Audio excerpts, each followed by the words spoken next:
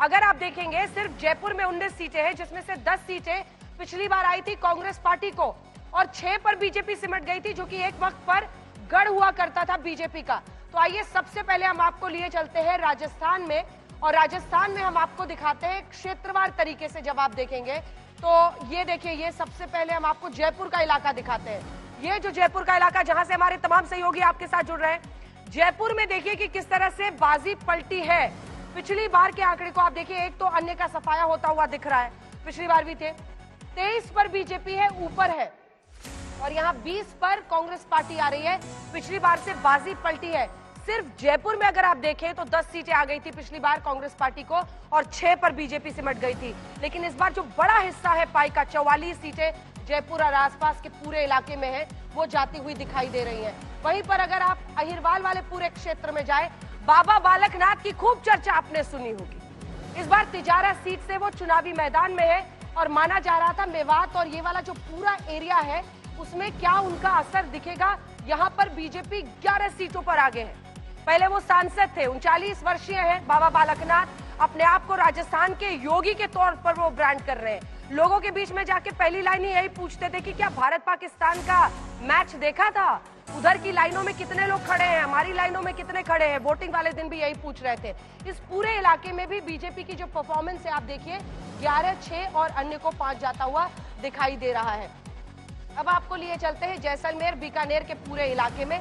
तो यहाँ पर भी आप देखिए, यहाँ पर टाई होता हुआ दिख रहा है, 8-8 का पूरा मामला दिखाई दे रहा है। वहीं पर अगर आप मारवाड़ के इलाके में जाएंगे तो यहाँ पर देखिए, यहाँ पर फिर बीजेपी बाजी मारती हुई नजर आ रही है। पिछली बार से 4 सीटों का गेन है।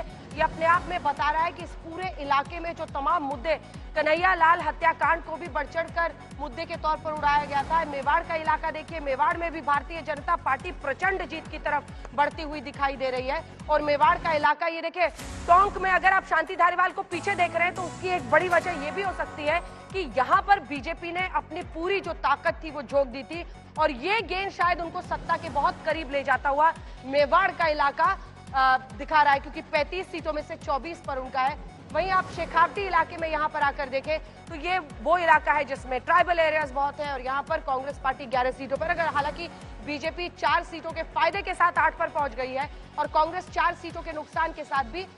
यहाँ पे ये देखिए, कांग्रेस का हमने आपको पूरा दिखा दिया। एक बार इससे पहले कि हम चर्चा करें महारथियों पर, जल्दी से नजर मार लेते हैं। यहाँ पर अभी कौन आगे, ये तीनों तो आगे चल रहे हैं, सचिन पायलट, वसुंधरा राजे, अशोक गहलोत, राज्यवर्धन राठौड़ लेकिन फिर पीछे हो गए हैं। सीपी जोशी पीछे चल रहे हैं कांग्रेस पार्टी की तरफ से।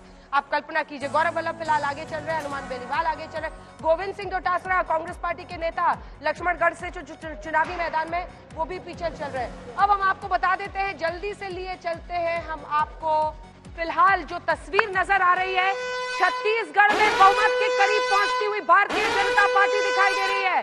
बड़ी खबर इस वक्त की है, 48 सीटों पर देखिए, बोलते बोलते भी 47 और 41 हो गया, लेकिन बहुमत के आंकड़े के पास पहुंचती हुई, और 90 है, आपको चाहिए 46, और अगर 46 से ऊपर तो बन रही है यहाँ पर भी बीजेपी की सरकार अभी। लेकिन रुझान है, जब कुल मिलाकर नतीजे सामने आ जाते हैं, ये मामला अब बता रहा है साफ कि प्रधानमंत्री नरेंद्र मोदी के चेहरे पर जो चुनाव लड़ी है बीजेपी इन 3 राज्यों में, उनको उसका बड़ा फायदा होता हुआ, क्योंकि यहाँ पर तो लगभग रमन सिंह, जिनको आप कह सकते हैं चुनावी मैदान में जरूर है, लेकिन लगभग मतलब ये तय है कि रमन सिंह अब वो फेस नहीं रहे बीजेपी के लिए। ये देखिए, 48 पर आंकड़ा फिर से पहुंच गया है, यानी यहाँ पर भी फासला 8 सीटों का हो गया है। वहीं राजस्थान में मामला स्टेबलाइज होता हुआ दिख रहा है बीजेपी के पक्ष में। मध्य प्रदेश में प्रचंड जीत, डबल से भी ज्यादा। आप सोचिए कि मतलब जिसको कहते हैं पूरी तरह से व्हाइट वॉश हो जाना, एकदम धुलाई हो गई है कांग्रेस पार्टी की मध्य प्रदेश में।